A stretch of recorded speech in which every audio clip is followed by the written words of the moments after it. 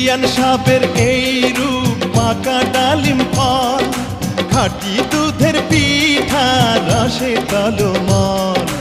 এত নজর দিলে হবেন বারবার, দূর থেকে কি বা বুঝবেন ফলের স্বাদ। খুইলা দিলে খুশি হইতাম মনের দরজার তালা। আসসালাম আলাইকুম বিয়ান সাহেব। ওয়ালাইকুম আসসালাম বিয়াই সাহেব। আরে আসসালাম আলাইকুম বিয়ান সাহেব।